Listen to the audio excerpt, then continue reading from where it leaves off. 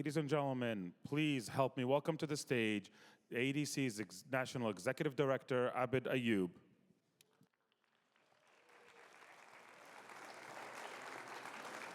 Good morning. First, thank you all for your patience as we work through security and through the new arrangement we have this year. So we really appreciate, and those are bright lights. I don't know why they just turned on, but we'll work with it. But thank you all for being here with us this weekend and for being with us here at ArabCon. We really appreciate you, and we appreciate the support.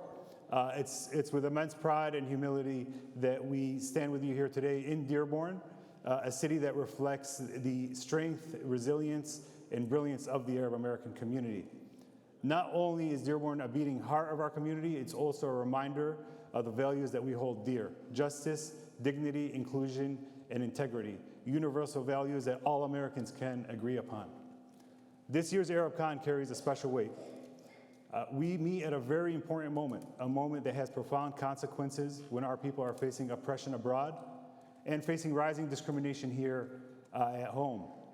We're also meeting at a moment of remarkable courage when students are risking suspension, simply for speaking up for human rights, simply for speaking up for Palestinians, where workers are being fired, organizers are being silenced, and governments abroad are not doing as much as many of these people here are doing. So we are pushing our community, we are pushing what we can, and we're trying to provide the moral clarity for Arab Americans here, for Americans here, and for individuals abroad as well. It is our duty, our responsibility to do this. For over 45 years, ADC has been providing that clarity.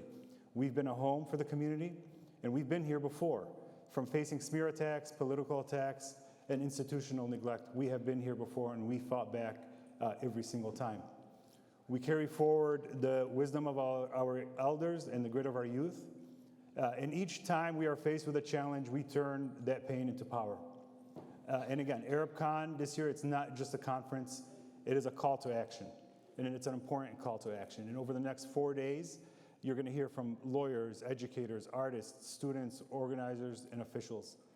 And all these voices collectively with yours are going to shape what we do over the next year. We've got to hear from you, the community, and our members on the pathway and how we're going to handle the challenges ahead. We have a dynamic program lined up for you. I do want to apologize about the late start. If you've seen the security, keep in mind this weekend security will be tight, so expect some delays and some slight changes in the timing in the program, but you're still going to have a chance to hear from, again, incredible speakers. This morning, we're going to hear from a few great and powerful speakers from the city of Dearborn, and then after they're talking, I do have an announcement to make, and I'll recap a little bit about what ADC has done in the past year and what we have lined up moving forward. But before I call up our first speaker, I do want to recognize and thank our partners, CEO Lawyer, if you're here, if the family's here, thank you again for your support, for being a title sponsor. And also Haras Coffee, Hamza, if you're here as well, thank you for providing that wonderful coffee that's keeping everybody awake during this time. And there are going to be many incredible people and staff that we want to thank. We also have our board members with us today. Chairman Dr. Safa Rifka is with us. Vice Chair Tawfiq Barkawi and Dr. Sahel Toubi are also with us. And then our dynamic staff who is going to be welcoming you, giving you the support, giving you the guidance that you need. So you'll hear from them throughout the weekend as well. So I want to invite our first speaker up, Ms. Iman Ali. Many of you here locally know Iman. She is a principal at Salina School. Now, let me tell you, for those of you that are not from Dearborn, not from Michigan, Salina is it's the OG. It's where many in the community began in the South End. It's where many are still residing, and it provides a very important cultural significance to our community. Iman has taken and done remarkable work at Salina with the Dearborn Public School District and for our students in our community as a whole. And she's a silent warrior where she's doing a lot of work behind the scenes as well on humanitarian issues and issues that impact us, again, not only here at home, but abroad. And when we talk about moral clarity, when we talk about ethics, and we talk about somebody that really rises up, she embodies that. She is somebody that we should, not only welcome, but we should embrace, we should platform, and I'm so glad that she is with us today. So I want to call Iman out to give a few remarks as well. Thank you.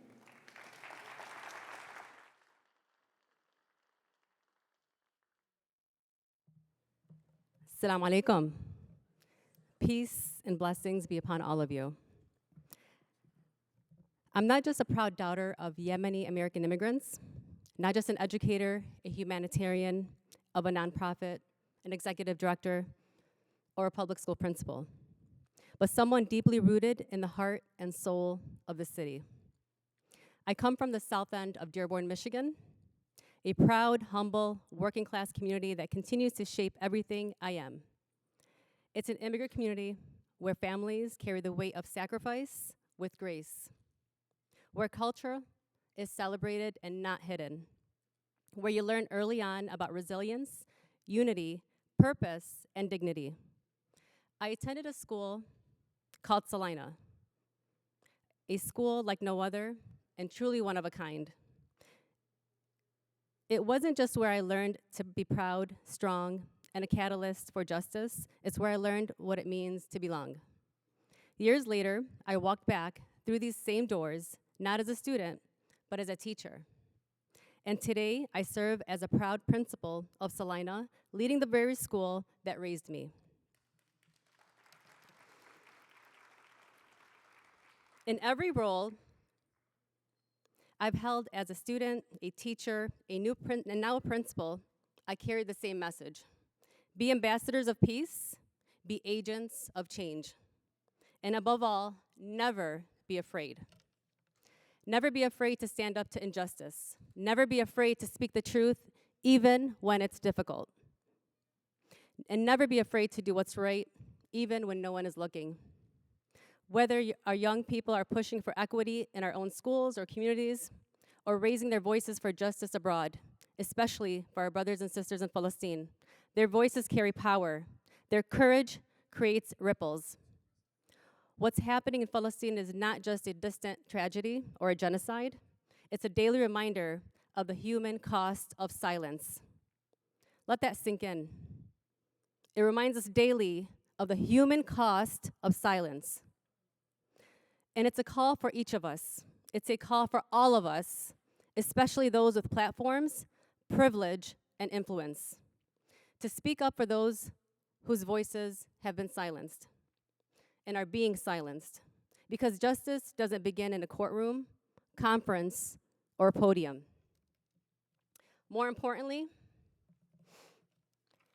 it begins with our children. It begins with our kids, our students. It begins in classrooms, in conversations, and in communities, where young people learn to stand up against oppression, not just here, but oppression everywhere. How to be brave, how to be kind, compassionate, respectful, how to hold on to their humanity in a world that often asks them to let go of it. Never be afraid to push for justice and change, whether it's right here in our backyards or across the globe. It begins with the courage to care, it begins with the willingness to act, and it begins with young people believing they can be the change and knowing they will be the change. So today, as we gather to reflect, to challenge, and to build, I hope we walk away not just more aware, but more empowered. May we all carry this work forward, not just in words, but in action. Thank you so much. Assalamu alaikum.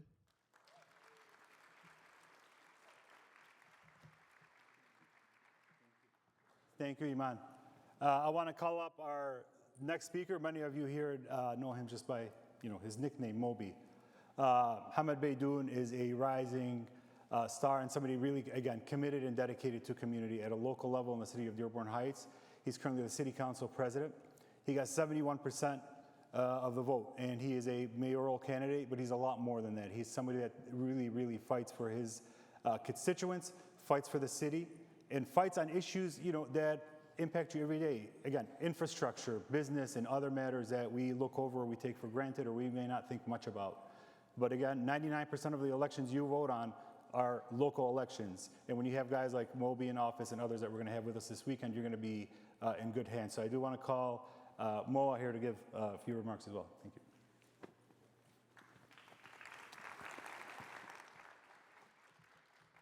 Good morning. No. You guys haven't had your coffee. I saw a lot of coffee out there. Good morning.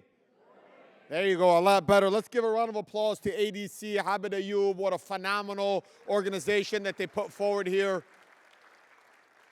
My name is Mo Beydoun. I have the privilege of welcoming you guys and giving you guys morning remarks. It's the first time I ever give out morning remarks, but I can tell you that it's my favorite part of the morning. My favorite part of the day is the morning. I am somebody that's extremely routine-oriented. When I do things, it is to better. If I feel good, I'm going to go out and do good things. And so I share this with you because when I first ran for office in 2017, people were like, "Who is this Mo Beydoun guy? He's loud. He's got all this full of energy, and why is he running? Why is he running to be on city council?" But I was running because I've been somebody that any time injustice stood against me or before me, I fought it and reminded people that it is okay to be different. It is okay to be Arab. It is okay to be Hispanic. It is okay to be black. It is okay to be somebody that's different. I share that with you because when I was in the 4th grade, I remember wearing my hijab. And it's actually a hijab that here I am, 35 years old, and I still carry the same exact hijab. And my teacher looked at me and said to me, "Why are you wearing that?" I said, I was in 4th grade. I was like, my mom told me it was for good luck. And she said, if I wanted to take a spelling exam and you wear your hijab, you would pass because you have the Quran in your hand, or you had God's blessings and prayers. And I was like, wow, that's awesome. So I never took it off. And so my teacher's like, no, you have to take it off, Miss Michael. And I said, why? She said, because you don't need any luck in my class. And so then I looked at my friend Sarah Ann Hales, who was wearing a rosary, and I said, well, why is she wearing the cross? And she said, silence, and said, I don't know, but she can. And so being a second-generation Arab American who knows that we're not going to be passive and we're not going to be discriminated against because we have great organizations like the ADC that stand for those who feel like they're being unjust. And so I want to share that story with you today, because if you have the name like Muhammad and you run as a candidate because, I ran under Mo, not because I wanted to hide my identity, but because there are so many Muhammads in the class. There was Muhammad M, there was Muhammad C, there was a Mo B, there was a Mo A, there were so many of us. And so I just continued on. I couldn't even be called Mo Beydoun. I had to go by Mo B. And it became like Mo BBB because there were so many different Mo Bs. I was like the Mo B number 3. But I share this story with you guys because in 2017, again, I was discriminated against. I ran for city council. I came up short by 150 votes. And a lot of it was, who is this guy? Who is this Arab American? Who is this Mo BBBB or Mo Beydoun? But I never gave up. I stood on the shoulders of people in our community like Al-Abbas Farhat and Habib Ayoub. And I reminded myself that even after a loss, you can bounce back. And so I ran again in 2021 and became the highest vote getter in the history of the city of Dearborn Heights. In 2025, in 2023, I became the youngest council chairman of the city of Dearborn Heights. And in 2025, I just passed through my primary election where I took in 71% of the vote on election day, an overwhelming 60% of the vote overall, with 4 candidates that were also in the race. And I share that with you today because it's the tough times that bring us to where we are today. It's the challenges that remind us that it is okay to fall and get back up. It is okay that when you're discriminated against, to not take it. Even if you're in the 4th grade and somebody tells you you don't need to wear your hijab, you make those reminders that it is okay to be different. It is okay to be who you want to be, because nobody defines who you are other than yourself. And the second you allow others to determine if you are American or not, then you've lost the opportunity of being American. And I can tell you today, I'm a proud Arab American. I love this country. I'm serving the residents of Dearborn Heights. I'm serving people across the state, and across the globe, and not just in Dearborn Heights. Reminding people that if you lose, you can come back. If you're discriminated against, you can stand up. And if you want to win, continue to be who you are and don't change your identity for anybody else. Friends, family, thank you so much. Thank you for coming out here this morning. Another round of applause to ADC. God bless you. I love you all. Thank you. Thank you, Mo. I'm calling up our next speaker, Representative Al-Abbas Farhat. Let me tell you a little something about Representative Farhat. I think he's like 22 years old. He's probably the youngest guy in the state legislature. I may have missed your, sorry if you're a little younger than that, but Representative Farhat is really a unique leader and somebody that is stepping up in the moment. Here you have a guy that is with the Democratic Party but respected by all parties, somebody that is not bound by an ideology and willing to work with people and work with others to solve problems, to serve his community. I mean, how often do you have an elected Democrat that has the majority leader from the Republican Party come to his fundraiser? He is the vice chair of the Appropriations Committee for the state of Michigan, somebody that was in Lansing last night trying to prevent a shutdown here in the state of Michigan, the lead negotiator for the Democrats. And it shows, you know, the role Arab community, Arab members, Arab community, Arab American elected officials, sorry, can play in our everyday issues, in solving problems and making this, you know, a better place to live on every level. Representative Farhat is, I believe, up for re-election, but this is not a endorsement campaign, but just again, just keep in mind how young he is, how much he's accomplished. He's somebody we're really proud of, and I'm gonna leave you with one last statistics. He, as a representative, he sent the most money to his district from the state of Michigan. So that shows you how hard he's working for Dearborn and for Arab Americans. We had the opportunity to work with him on a number of issues. We're proud to work with him. We look forward to working with him not only at the State House in Lansing, but whatever he has coming up in the future as well. So Representative Farhat, if you want to come up, please. Thank you.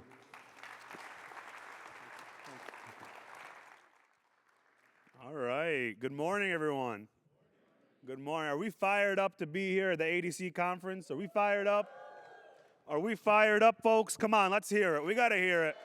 We got to hear it. I mean, we have a knockout program for all the folks here today to enjoy, to see. We have speakers from across America, some that have traveled thousands of miles to be here.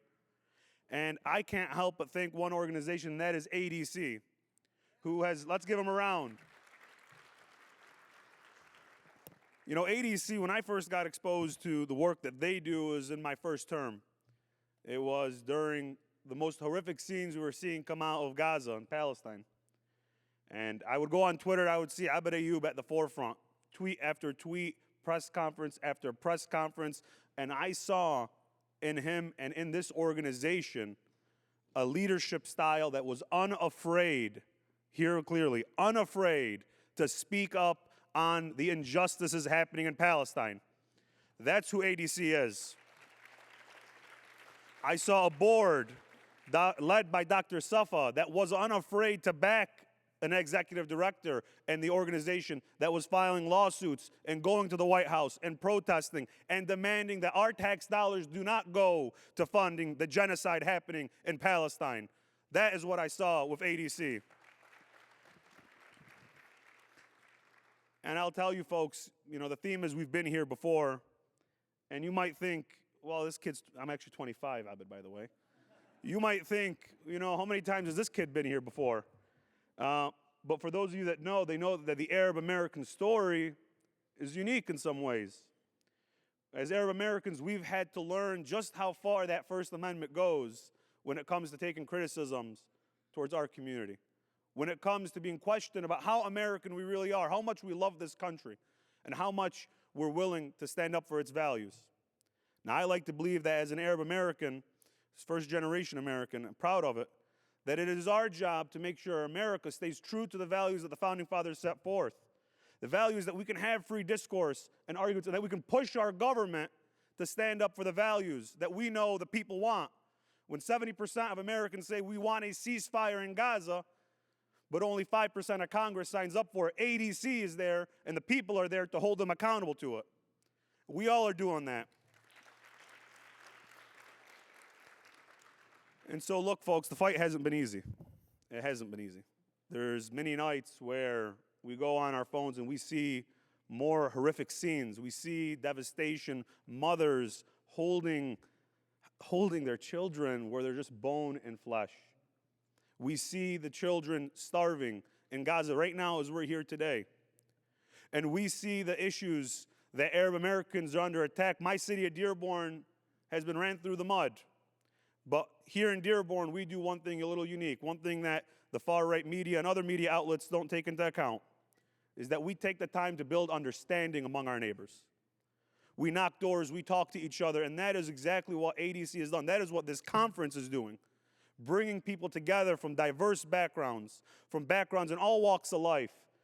And I encourage all of you to share these stories, share it with your friends, share it on your social media, because you're going to have panelists here that are going to share insights, whether it's the legal fights that they fight to make sure our rights don't get forfeited, whether it's people who are at the subject, at the front lines being held up, or in the media that are daring to speak the truth of what is going on overseas.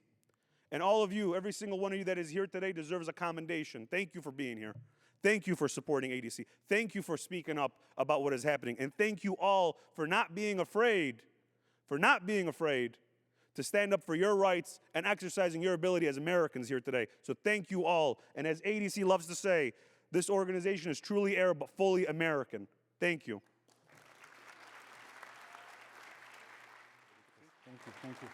Thank you. And before we start the next panel, I do want to make a quick announcement. It's kind of why we were delayed for a minute. Ibrahim, can we put up the graphics that we talked about? So a couple weeks ago, we launched a campaign, a global campaign, again, aiming to get Israel kicked out of UEFA, the European Football League. So let's see it. That's our billboard in Times Square. I know you've seen that. You've seen that billboard going around.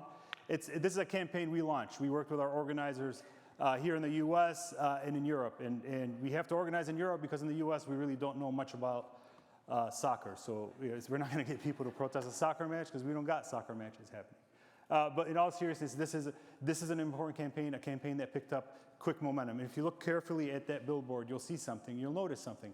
It's not branded. It's not branded as ADC, and that's intentional, because we wanted this to look organic and to feel organic. But this shows you the mindset of putting the community first. It shows you that we got to put our cause first, and if it means not branding a billboard or not branding a speaker, we'll do that, right? We'll do that as long as we're going to achieve it. A number of protests, a number of actions were taken in Europe, and earlier this morning, right before this session, I did get a call that the European Federation has taken the first step, and they've kicked out the Israeli football clubs from the European League. So that's an achievement. We got to keep these efforts going. So you'll see a donate link or a QR code that's going to be going around. Please scan it, make a contribution. We want to keep it going. We're one step away. Kicking out the football clubs out of Europe is a big deal. This is going to isolate Israel. This is what's going to gain momentum. It's going to start because of this campaign. And that billboard caught the attention from everybody from the prime ministers to world leaders. I promise you it's going to work, but it's not going to work without your support. So please consider making the contribution, support this campaign, and the more we isolate them, the more victories we're going to get, and this is going to be the first of many. So it's a great way to start off the morning. That was the reason for a lot of delay, was lining this up, and an official announcement will be made by the European Football Commission probably over the weekend or the next day. So thank you. And that billboard is located in Times Square over the busiest subway stop, the Broadway subway station in Manhattan in Times Square. So it's effective, it works. So thank you all. We're going to get going with our next session. We appreciate everybody for your patience. One more housekeeping. Sorry, if you do exit, you're probably going to have to go through security again. Just do keep that in mind. We'll do our panel, have a break, and then keep it going. Thank you. Thank you. Okay, let's go.